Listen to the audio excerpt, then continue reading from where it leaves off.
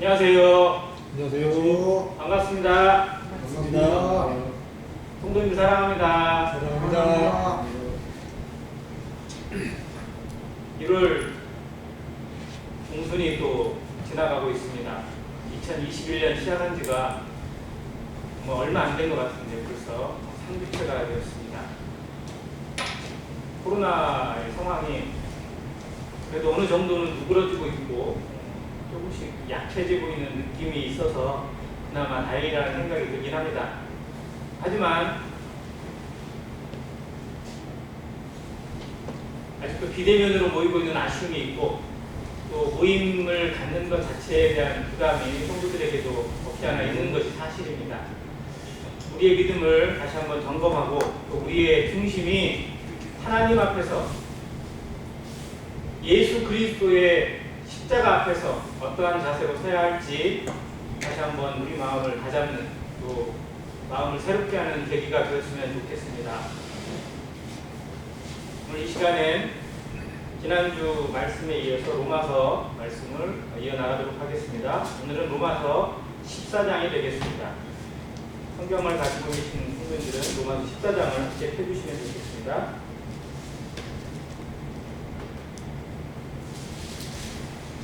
14장, 13장부터 이어지는 로마서의 말씀은 성도의 삶에 대해서 그리고 사회생활을 하는 데 있어서 국가와 관계에 있어서 그리고 이웃과의 관계에 있어서 어떠한 자세로 살아가야 할지를 보여주고 있습니다. 본문에서는 이제 특별히 교회 안에 있는 성도들과의 관계에서 조심해야 될 것, 주의해야 될 것, 그리고 정말 교회가 어려워질 수 있는 일들이 무엇인지를 보여주고 있습니다. 왜냐하면 성도가 사회에서 상처를 받거나 어려움을 겪는 것보다 오히려 교회 안에서 성도와의 관계에서 어려움을 겪거나 상처를 받는 일이 더욱 많기 때문에 그렇습니다. 이것을 정말 주의해야 되고 조심해야 됩니다. 이게 얼마나 무서운 일인지, 얼마나 하나님 앞에 잘못하는 것인지를 생각하고 깨달아야 합니다. 나의 말 한마디가, 나의 행동 하나가, 그리고 나의 잘못된 습관 하나가 다른 성도에게 상처를 줄 수 있고 어려움을 줄 수 있다면 그건 하나님 앞에 정말 심각한 죄를 범하는 것이나 마찬가지이기 때문에 그렇습니다. 그래서 이 로마 교회에 있었던 상황 그리고 모든 지역 교회에 나타날 수 있는 상황을 여기에 보여주고 있는데 여기엔 두 가지가 나타나 있습니다. 당시 로마 교회가 유대인 성도와 이방인 성도들의 혼합이었어요. 즉 같은 그리스도 안에서 믿음을 가지고 있지만 살아온 환경이나 생각하는 방식이나 삶에 추구하는 것들이 다양한 사람들이 있었다는 겁니다. 그 중에서도 유대인이 추구하는 것과 이방인, 헬라인들이 추구하는 것은 근본적으로 다른 것들이 많았는데 그게 충돌이 되는 거예요. 서로 이해를 못하고 서로 받아주지 못하는 상황들이 나타날 수 있음을 보여줍니다. 여기에 첫 번째는 먹는 것, 즉 음식의 문제가 있었고 두 번째는 그들이 지키는 날의 문제가 있었어요. 우리에게도 그런 문제가 생길 수 있다는 겁니다.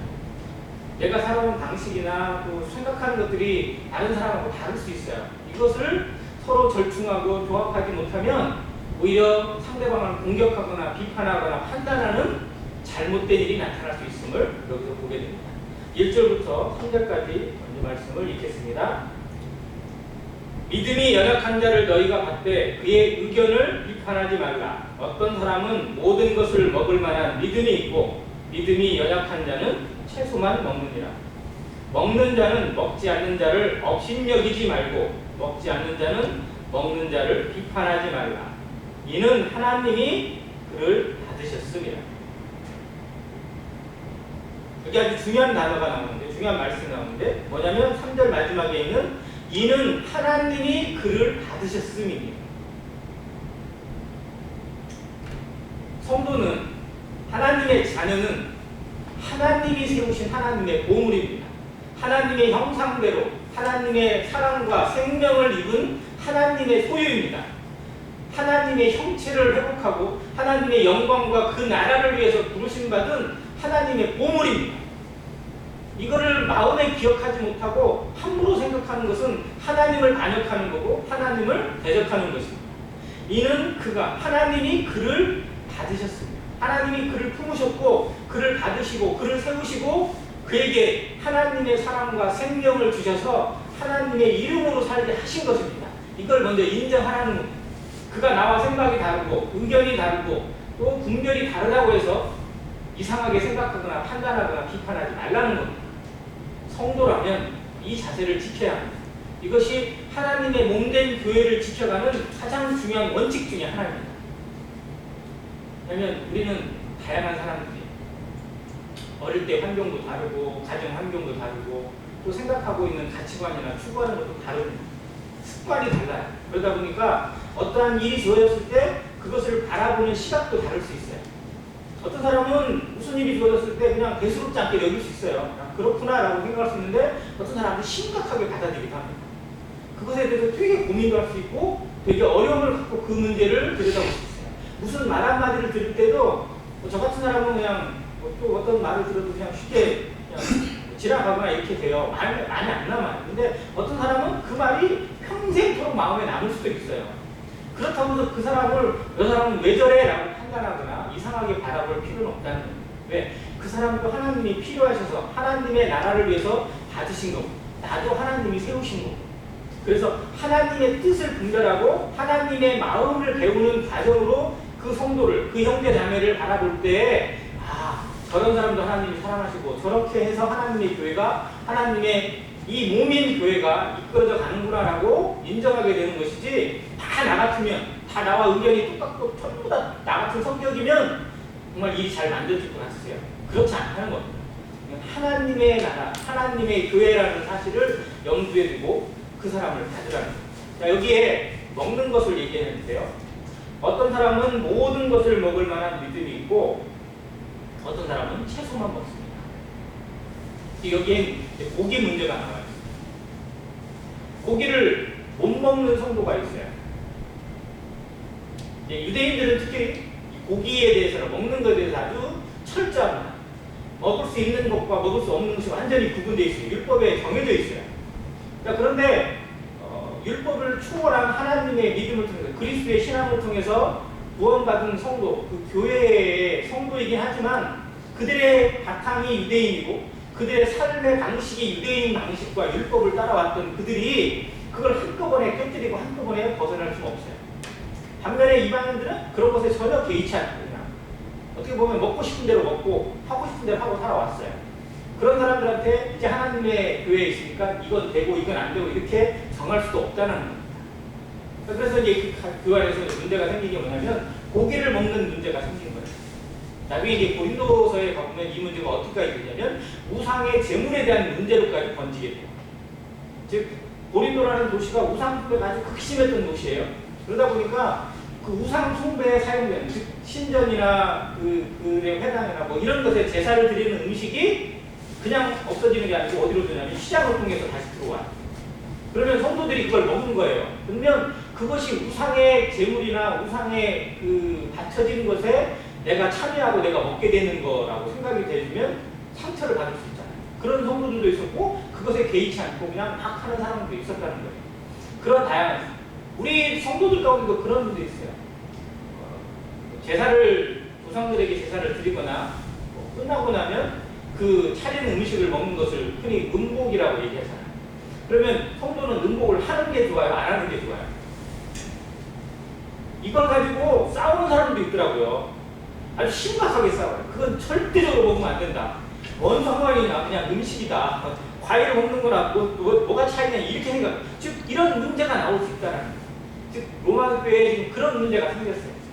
자, 고기를 먹어도 되냐 안 되느냐 뭐 이런 문제가 가지고 싸워요. 유대인들은 돼지고기 절대 안 먹습니다. 그런데 우리는 돼지고기 좋아하잖아요. 그러면 돼지고기 가지고 성도와 간에 다툼이 나거나 싸움이 나거나 서로 판단이 되어가지고 저 사람은 이상해, 저 사람은 교제가 안 돼, 막 이런 식으로 서로를 상처를 주면 절대 안 된다는 거예요. 중요한 건 그 문제가 아니라는 거예요. 먹고 마시는 것이 하나님의 나라에 중요한 게 아니고 하나님의 나라에 정말 중요한 건 의와 희락과 평강이라는 겁니다. 자, 두 번째는 무슨 날이냐면 날이 있어요. 날. 유대인들은 안식일이 있어요. 그리고 월삭이라고 해서 매 월마다 지키는 날이 있어요. 우리가 전에 한번 여호와의 칠절기가 있어요. 그리고 그 또 다른 데마다 또 주어지는 또 다른 절기들이 있어요. 예를 들어서 성경에 나와 있지만 수전절 같은 절기도 있고요. 또 무슨 자기들의 민족에 주어져 있는 그런 특별한 날들이 있는데 그 중에 가장 대표적인 날은 월삭이나 안식일 같은 날이에요. 이런 날을 거룩하게 지킨단 말이에요. 근데 일반 성도들은 또 그렇지 않아요. 그러니까 어떤 사람은 이 날에 대해서 아주 철저하게 막 외워 있는데 어떤 사람은 또 그렇잖아요. 근데 같은 교회 안에 있다 보니까 그걸 가지고 서로 손가락질하고 판단하면 교회가 갈라지게 되고 상처가 생기고 틈이 만들어지는 겁니다. 한국에 우리 지역교회가 들어오게 되고 모임이 생기게 되면서 한 60년대, 70년대하고 지금하고 생각해보면 정말 달라진 것이 많아요. 그때는 교회라는 단어에 있어서 되게 민감했어요. 교회에 간다라고 하는 것도 막 틀렸다라고 얘기하고, 예배당에 간다고 해야지 교회를 간다고 얘기하냐고 이렇게 얘기하고, 그걸 가지고 막 지적도 하고 그랬어요. 성찬을 하는 문제에 있어서는 더더욱 심했습니다. 절대적으로 부교병해야 된다 해가지고 막 무릎을 넣지 않는 거 빈대떡으로 이렇게 막 집에서 빚어와서 그걸 먹어야 된다고. 절대 누룩이 들어가거나 빵이나 이런 걸로 대체는 안 된다고. 그건 마치 그냥 목숨 걸고 지켜야 되는 진리인 것처럼 주장했던 분들도 없잖아요. 피아노를 치면 된다 안 된다, 뭘 하면 된다 안 된다, 무슨 자매들은 바지를 입으면 된다 안 된다, 막 그런 문제들이 실제로 엄청나게 중요하게, 엄청나게 심각하게 다뤄진 때가 있었어요. 지금도 그걸 심각하게 생각하고 중요하게 여기는 분도 없지 않아 있었어요. 그런데 정말로 교회에서 중요한 게 그걸까요? 하나님이 우리를 예수 그리스도의 피로 사신 이유가 그 문제를 위해서 우리를 피로 사셨을까요? 우리를 위해서 죽으시고 우리를 살아나신 것, 하나님의 나라를 세우시고 하나님의 몸된 비밀인 교회를 세우신 이유가 그걸 잘 지키느냐 안 지키느냐를 보기 위해서일까요? 그게 아니라는 거잖아요. 그건 어떻게 보면 부수적인 문제입니다. 물론 그걸 대단히 잘 지키고 좋은 것을 지켜나가고자 하는 것은 나쁘지 않아요. 그러나 그것 때문에 다른 성도를 상처 주고 다른 성도를 비판하고 판단하고 갈라선다면 이건 하나님의 뜻이 아니라는 겁니다. 중요한 본질을 잃어버리고 정말 중요한 걸 잃어버리고 사소한 것에 목숨 걸고 있는 일들이 세상에 너무 많고 지역교회에 많이 일어나고 있다는 거예요. 우리 안에서 가끔 일어나요. 정말 중요한 것을 생각하지 못하고 아주 사소한 것으로 형제자매를 판단하거나 마음에 갈라서가지고 대화를 하지 않거나 교제가 안 돼요. 이건 내가 잘못하는 겁니다. 하나님의 뜻이 아니에요. 그래서 그런 문제가 우리 사이에 있는지, 우리의 마음 가운데 무엇이 우선인지 한번 들여다보라는 겁니다. 정말 나는 그 사람을 어떻게 보고 있는지. 나와 의견이 다를 수 있어요. 그러나 나와 의견이 다르고 생각이 다르다고 해서 그게 틀린 것은 아니라는 겁니다. 틀리고 안 틀리고는 진리의 문제예요. 그러나 진리의 문제가 아닌 것을 가지고 마치 믿음이 없는 것처럼 혹은 신앙이 잘못된 것처럼 이런 식으로 판단하거나 바라본다면 그건 내가 하나님의 위치에서 그 사람을 재판하는 것이나 마찬가지입니다.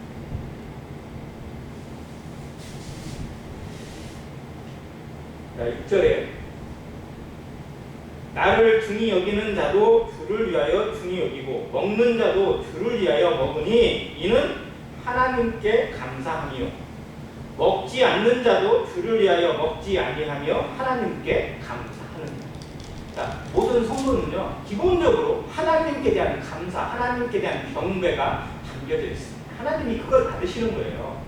나와 의견이 다르지만 그가 하나님을 사랑합니다. 그리스도의 그 복음을 사랑합니다. 하나님의 나라를 바라보는 소망이 있어요. 하나님이 그걸 기도 받으시고 그를 받으시는 겁니다. 나도 역시 마찬가지고 그러한 것을 서로 통합하고 그것을 존중하고 그거를 더 귀히 여길 때 그 사람이 달라 보이는 거예요. 그가 나하고 의견이 다르지만 내가 배울 점이 보여요. 나한테 없는 게 보이는 거예요. 그래서 나에게 부족한 것을 그 사람을 통해서 채워주시고 그 사람의 부족한 것을 나를 통해서 채워가시는 하나님의 연합이 나오는 겁니다. 이게 합력해서 선을 이루는 거예요.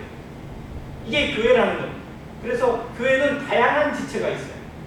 몸에 여러 지체가 있는 것처럼 다양한 지체가 있어요. 똑같이 전부 다 눈이고 똑같이 손이면 어떻게 움직이겠어요? 제대로 일을 못하는 거예요.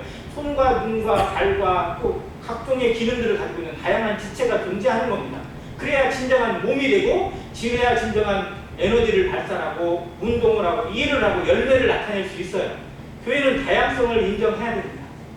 그러나 다양성이 잘못된 것까지 포함하자는 것은 아니에요.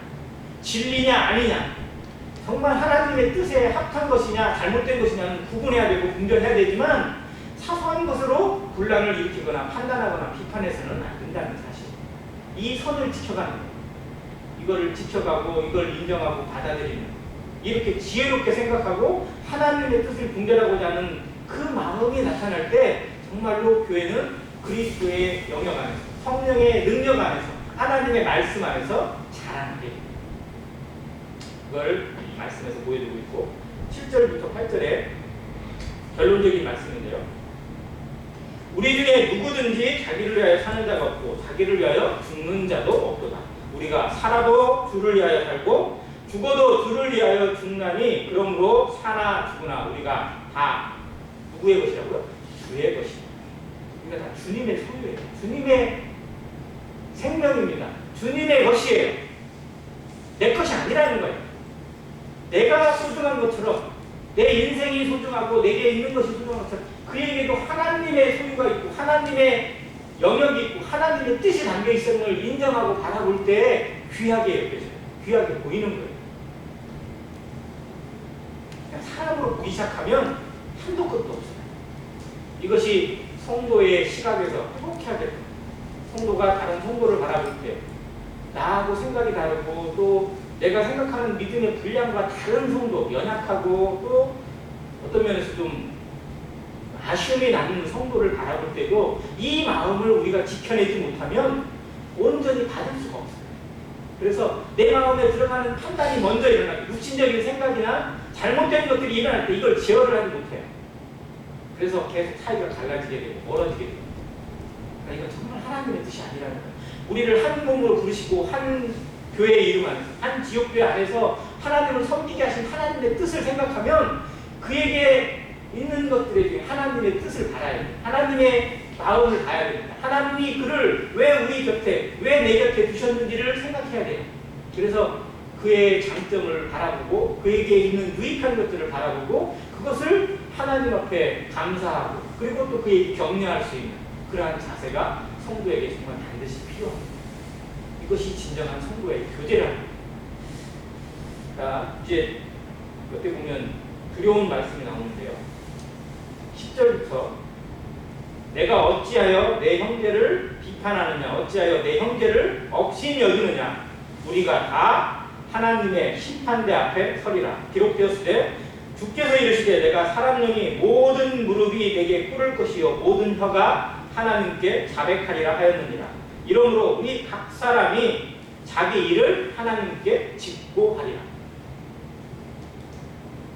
히브리서 9장에 우리가 복음을 전할 때 많이 사용하는 말씀인데요. 한 번 죽는 것은 사람에게 정하신 것이요. 그 후에는 뭐가 있다고 그러죠? 심판이 있으리니. 그래서 죽음을 피할 수 없는 인생인 것처럼 심판을 피할 수 없다. 만약 죽음을 피할 수만 있다면, 죽지 않는다면 심판을 피할 수 있지만 당신이 죽음을 피할 수 없다면 하나님의 심판을, 즉 지옥을 벗어날 수 없다. 그러니까 지금 구원받아야 된다고 우리가 얘기합니다. 그러면 한 번 죽는 것은 사람에게 정하신 것이요 그 후에는 심판이 있으리라는 것이 믿지 않는 자만 해당되는 말씀일까요? 아니에요. 믿는 성도에게도 동일하게 해당되는 말씀입니다. 하나님의 창조를 입은 하나님의 형상대로 지음받은 모든 인생이 주신 하나님의 경륜이에요. 즉 성도도 한 번 죽는 것을 피할 수 없어요. 우리는 반드시 죽음을 맞이합니다. 어떤 형태로든. 그러나 그 뒤에 오는 심판도 역시 동일해요. 그러나 믿지 않는 자, 불신자가 받는 심판과 성도가 받는 심판은 분명 차이는 있어요. 이거를 여기서 성경이 봅니다. 믿지 않는 자, 불신자는 하나님의 저주의 심판을 받아서 영원한 불못, 불구덩이, 무적행의 지옥에 떨어지게 될 것이지만 믿는 자들은 어디에 서게 되냐면 하나님의 심판대 앞에 서야 됩니다. 성도라고 그냥 우사통과가 아니라 하나님의 심판대를 거쳐요. 왜요? 그곳에서 믿는 자의 삶을 평가받습니다. 어떠한 일로 하나님께 영광을 드렸는지 그의 상급이 주어지고 그에게 해당되는 그만한 상과 보상을 받을 수 있어. 그거를 통해서 하나님의 나라에서 진정한 영광과 영원한 소망과 그 정말 말로 형용할 수 없는 하나님의 영광, 하늘의 영광을 소유하는 자들이 될 것입니다. 그런데 그 심판대 앞에 영광만을 받고 은혜만을 받고 기쁨만을 누리는 성도가 있는 것이 아니라 부끄러움을 당하고 정말 수치스러운 모습 가운데 고개를 들 수 없는 몸둘 바를 모르는 성도들도 분명히 있다라는 거예요.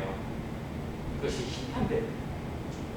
한번 생각해보세요. 나는 하나님의 심판대 앞에, 그리스도의 심판대 앞에 어떠한 자세로 서게 될 것인지, 그 가운데서 나에게 주시는 하나님의 상급은 무엇일지, 나는 이 땅에서는 사람들에게 인정을 받았고 사람들에게 좋은 소리를 들었고 좋은 평가를 받았지만 정말 중심을 살피시고 내게 보이지 않는 모든 것을 살피시는 하나님 앞에서도 정말 그런 평가를 받고 그런 상급을 받고 그런 칭찬을 받을 것인지, 아니면 그곳에서는 정말 부끄러움을 당할 것인지 두려움으로 생각해야 돼요.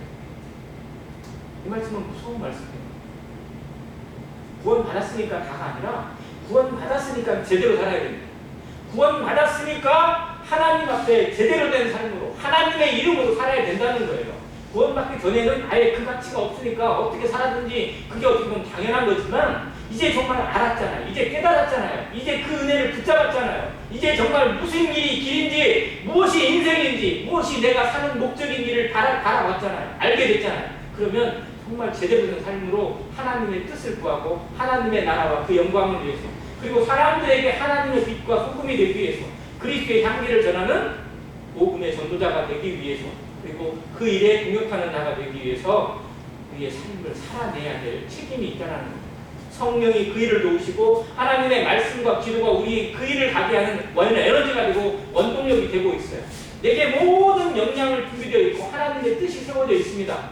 그런데 과연 그 모든 것을 나는 제대로 순종하고 그 뜻에 맞게 살아갔는지, 아니면 그걸 모든 것을 다 걷어차고 여전히 내 생각대로, 내 욕심대로, 내 마음대로 살았는지 평가를 받아야 된다는 겁니다.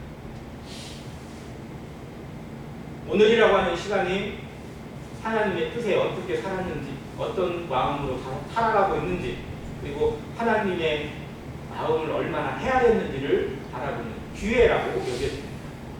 언제까지 이 기회가 주어질지, 언제까지 우리가 하나님 앞에서 하나님의 뜻을 구하고 하나님의 마음을 살피면서 그 앞에 순종하는 삶을 살아갈 기회를 갖게 될지는 아무도 알 수 없습니다. 그래서 항상 마지막을 준비하는 자세, 오늘이 마지막이라는 자세로 살아가는 성도는 그리스도의 심판대를 눈앞에 두고 있는 겁니다. 내가 이제 당장 하나님의 심판대 앞에 서야 돼요. 근데 그때 평가에 중요한 것이 뭐냐면요, 바로 다른 성도를 어떻게 대했느냐라는 것입니다. 무슨 일을 얼마나 많이 했느냐, 복음을 얼마나 전했느냐, 얼마나 헌신했느냐, 얼마나 가서 영혼들을 찾았고 누구를 얼마나 접대하고 얼마나 교회를 위해서 많은 일을 했느냐도 중요하지만, 정말로 하나님이 눈여겨보시는 게 뭐냐면 다른 성도를 어떠한 자세로 대했느냐라는 겁니다. 다른 성도를 무시하거나 판단하거나 비판하거나 업신여기면서 살아왔다면, 그런 마음이 내 마음 가운데 있었다면 그 하나님이 절대로 잊어버리지 않는다는 겁니다. 그걸 우리의 입으로 짓고 한다는 거예요. 하나님 앞에서, 모든 성도 앞에서 내가 내 마음속으로 모든 성도를, 어떤 형제를, 어떤 자매를 함부로 생각하고 무시하고 함부로 말했고 드러내진 않았지만 내 마음속에 그러한 마음이 있었다는 걸 내 입으로 짓고 한다면 얼마나 부끄러움이겠어요. 정말 이런 일이 내 마음 가운데 남아있다면 회개해야 합니다. 우리 자신을 돌아봐야 돼요. 그리고 이것에서 내가 정말 더 하나님의 마음을 배워가도록, 그리고 성도를 사랑하고 성도를 귀하게 여기고, 그리고 하나님의 뜻을 구할 수 있는 그러한 삶을 살아갈 수 있도록 우리 자신을 쳐서 복종시켜야 됩니다.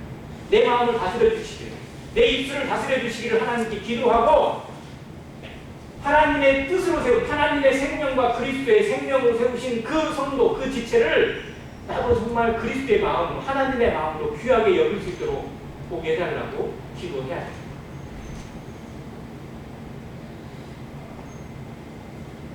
그것을 두려워하는 마음으로 우리 앞에 세우기를 바라고, 그리스도의 심판대가 우리에게 주어져 있음을 두려움 가운데 바라봐요.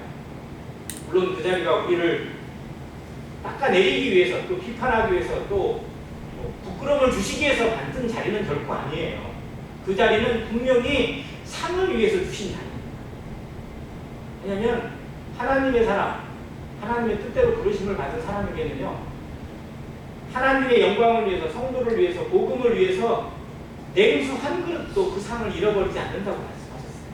우리가 정말 아주 사소하게, 우리는 잊어버릴 수 있어요. 내가 그랬나요? 내가 그렇게 했었나요? 라고 생각할지 모르지만 하나님은 절대 그 모든 수고를 잊지 않으세요. 그 마음, 그 간절함을 하나님은 다 기억하세요. 그래서 그 모든 것에 상을 주실 거예요. 그런데 동시에 우리가 정말 생각하지 못하는 부끄러움도 우리가 당할 수 있다는 걸 마음에 늘 기억하고 살아가는 성도가 되시길 바랍니다. 자, 그래서 13절에 이렇게 얘기합니다. 그런즉 우리가 다시는 서로 비판하지 말고 도리어 부딪힐 것이나 거칠 것을 형제 앞에 두지 않도록 주의하라. 자, 여기가 이제 삶의 태도예요. 바뀌어야 되는 것이 뭐냐면, 아이, 이러면 어때, 저러면 어때가 아니라, 혹 내가 이렇게 했을 때 다른 성도가 혹 이것 때문에 상처를 받을 수 있지 않을까라는 마음으로 돌아보라. 아나무인격으로 나는 자유가 있으니까 그냥 마음대로 해도 된다가 아니라, 나의 말 한마디나 나의 행동 하나 때문에 혹 상처를 입을 수 있는 성도가 있다면 하고 이런 마음으로 생각하고 주의해야 합니다. 여기 유대인들에게 그렇게 얘기했던 거예요. 자, 음식을 마음대로 먹을 수 있어요. 고기를 먹을 수 있어요. 그런데 내가 고기를 먹는 모습을 보면 다른 성도, 유대인 성도가 혹 어려움이 될까봐, 혹 마음에 이상한 생각일까, 저 사람 왜 저래? 라고 생각하면 하나님의 뜻이 아니다. 그래서 모든 사람이 다 그런 마음으로 세워지면 좋지만 그런 연약한 자를 먼저 배려하는 자세가 필요하다. 정말 진정한 사랑은 배려에 있습니다. 내 입장이 아니라 그 사람의 입장에 서는 겁니다. 내게 이게 편하니까 내 마음대로 하는 게 아니라 그 사람은 어떨까라고 생각해보는 마음. 그래서 그 사람의 입장에서, 다른 사람의 입장에서 세워져서 그 사람을 조금이라도 더 위해 줄 수 있는, 내가 좀 손해를 보더라도 그 사람에게 편할 수 있다면, 편해질 수 있다면, 평강이 될 수 있다면 그 길을 따르고자 하는 것이 사랑이라는 거죠. 입으로만 사랑하는 것이 아니라 행함과 진실함으로 하는 것이 바로 그런 모습이에요. 성도에게 그런 모습이 보여질 때, 그런 것이 주어졌을 때 정말로 다른 사람에게 상처를 주기보다 위로와 격려를 줍니다. 우리의 말 한마디가 누군가에게 가시가 될 수도 있어요. 그러나 그 말 한마디가, 성도의 따뜻한 말 한마디가 아픈 사람에게 보듬어주는 따뜻한 손길이 될 수 있고 위로가 될 수 있고 하나님의 마음이 될 수 있다는 거예요. 우리가 그런 자가 되기를 힘쓰라는 거예요. 그래서 사도 바울은 고린도서에 기록을 했는데요. 뭐라고 그러냐면, 만일 형제가 나로 인해서 실족하게 된다면 나는 평생 고기를 먹지 않겠다고 했어요. 나는 고기를 먹을 자유가 있고 고기를 먹으면 되는 것이지만 꼭 내가 고기 먹는 것 때문에 다른 연약한 성도가 마음에 상처를 입게 된다면 나는 내 평생에 고기를 먹지 않겠다라고 이야기했어요. 즉, 내 삶의 기준이 내 마음이 아니라 다른 성도를 세우고 다른 사람을 위한 것으로 바뀌어졌다는 거예요. 이것이 그가 보여준 자세예요. 우리에게 다 이럴 수는 없겠지만 정말로 다른 성도를 생각하고 다른 사람의 입장에서 한번 세워져서 내게 조금 약간 손해보고 내게 마음에 좀 자존심이 상하더라도 그것이 교회를 위한, 하나님의 영광을 위한, 그 성도를 위한 좋은 길이 될 수 있다면 그 길을 자원해서 가는 거예요. 이것이 교회가 추구해야 되고 성도들이 추구해야 될 인격이라는 거예요. 믿음의 덕이 우리는 배워가야 됩니다. 자라가야 돼요. 그리고 잘한다는 건 뭐냐면 믿음에만 먹는 게 아니라 믿음의 덕을, 덕의 지식을, 지식의 절제를, 절제의 경건을, 경건의 형제 우애를, 형제 우애의 사랑을 공급해 가는 겁니다. 계속 한 단계 한 단계 더 달아가는 거예요. 이거를 배워가는 자세, 이거를 실천하고 이거를 순종해 가는 자세가 교회라는 거예요. 교회는 그렇게 하라고, 그런 걸 실천하고 그걸 보여주고 그걸 드러내라고, 그걸 통해서 다른 사람들에게 두려움을 끼치고 하나님의 영광을 보여주라고 부르신 거예요. 그걸 실천했던 교회들, 예루살렘 교회, 안디옥 교회입니다. 지금도 많은 교회들이 그걸 실천하고 있을 거예요. 아닐 때도 그런 교회가 되길 바랍니다. 예루살렘 교회가 얼마나 놀라운 간증을 보였어요. 번역에 얘기했지만 유대인들 중에 그 당시에 살던 사람들 중에 50%가 종이에요. 노예예요. 자기 소유가 거의 없어요. 그런데 구원받았어요. 그러니 교회 안에 얼마나 많은 불쌍한 사람들, 가난한 사람들, 배고픈 사람들이 많았겠어요. 그런데 부자 성도들이나 또 있는 성도들이나 또 부유한 사람들이 자기의 것을 여기지 않았어요. 전부 다 가지고 와서 교회에서 다 나눠주는 거예요. 자기의 소유를 나누고 재산을 나누고 음식을 나누고 모든 걸 나누고 통용하고 같이 써요. 같이 먹고 같이 살고 같이 지내요. 그러니 그 교회에 핍전한 자가 없고 배고픈 자가 없고 아픈 사람이 없어요. 그러니 지우세 있는 사람들이나 믿지 않는 사람들이 바라볼 때 얼마나 부럽겠어요. 와, 쟤들은 어떻게 저렇게 살지? 얼마나 아름다운 거다. 나도 저기 가고 싶다. 이런 마음이 그냥 자연스럽게 드는 거예요. 그러니까 주님께서 날마다 구원받는 자를 더하게 하셨어요. 서로 막 찾아와요. 못 찾아와서 난리가 나는 거예요. 나중에 그것이 너무 많아져서 오히려 문제가 생길 정도였지만 정말 그런 교회가 있었어요. 안디옥 교회는 사람들에게 비난을 받았지만 오히려 그리스도인이라는 이름, 그리스도로 살고 그리스도의 영광을 위해서 살아가는 사람들로 이름이 불려져서 해외 선교의 거점이 되었어요. 이제 그 교회를 통해서 하나님께서 해외 선교회, 다른 지역에 계속 선교사를 보내고 그 일을 지원해서 돕는 그런 교회가 되었습니다. 지금도 그렇게 일하는 교회, 그렇게 섬기는 교회들이 분명 많이 있을 겁니다. 그래서 하나님의 나라가 지금도 세상 끝까지 이르러 증인이 되고 있고 그렇게 전하고 있습니다. 그들을 돕는 손길이 있고 안익교도 적지만 부족하지만 여전히 그 선교사들을 위해 달마다 일정에게 지원을 보내고 있습니다. 또 개인적으로도 선교사를 돕는 분이 많은 걸로 알고 있어요. 그 일이 정말 소중합니다. 동시에 지역교회 안에서 서로를 돌아보는 자세도 중요합니다. 귀하게 여기는 자세. 이것이 우리 안에서 습관이 되어지고 내 인격이 되어지고 내 성품이 되어졌을 때 그리스도가 살아나요. 하나님의 영광이 드러나요. 말에 있지 않고 행함에 있는. 그래서 믿지 않는 자에게나 믿는 자에게나 아름다운 것이 주어지게 되는 역할이 되어집니다. 17절에 이렇게 기록했어요. 하나님의 나라는 먹는 것과 마시는 것이 아니요 오직 성령 안에 있는 의와 평강과 희락이다. 하나님의 나라, 예수 그리스도의 나라, 그리고 하나님의 택하신 이 교회는 먹는 것, 마시는 것, 이건 인간이 살아가는 데 중요한 거예요. 세상 사람들이 할 때 가장 중요한 것이 먹고 마시는 겁니다. 그러나 교회는 그걸 위해 부름받은 게 아니라 하나님 안에 있는, 성령 안에 있는 의와 평강과 희락, 기쁨을 위해서 부름받은 겁니다. 그래서 먹는 것이나 마시는 것, 혹은 아주 사소한 것으로 성도를 상처 주고 아픔을 주고 갈라서고 그리고 그것 때문에 도저히 교제가 안 되는 그런 상황이 오는 건 절대적으로 하나님의 뜻이 아니라는 거예요. 그래서 내 생각이 옳지만 그거를 접을 수도 있는, 그거를 양보할 수도 있는 그런 자세가 성도에게 필요해요. 그러나 절대 양보할 수 없는 것은 분명히 있어요. 진리의 문제에 있어서는 우리는 절대적으로 타협할수는 안 됩니다. 그러나 아주 사소한 문제, 그리고 어떤 일상의 문제에 있어서는 성도는 먼저 손해보는 자세, 손해를 감수하는 자세가 필요합니다. 나를 아주 내세우고 내 의견을 내세우는 자세가 아니라 다른 사람을 더 세워줄 수 있는 자세가 성도를 성도답게, 하나님의 자녀답게 살아가게 만드는 거예요. 그런 다시 한번 마음을 생각하고, 두 번째는 이제 의심하고도 행하는 자세를 버리라는 거예요. 마음에 이거 해도 되나 안 되나 라고 의심이 들어요. 예를 들어서 우리 가운데 그럴 수 있어요. 이걸 해도 되나? 왜 성경에는 특별히 그걸 기록해 놓은 건 아닌데 마음의 양심에서 약간씩 뭔가 좀 거리낌이 돼요. 그러면 해야 될까요? 하지 말아야 될까요? 안 하는 것이 뭐를 어디에 갈 수 있어요. 근데 가는 것이 맞을까 안 맞을까 마음에 생각이 되고 요동쳐요. 그러면 대개는 답은 안 가는 것이 더 맞습니다. 그러니까 여기에 보면 의심하고 먹는 자는 정죄되었다고 하는 표현이 있어요.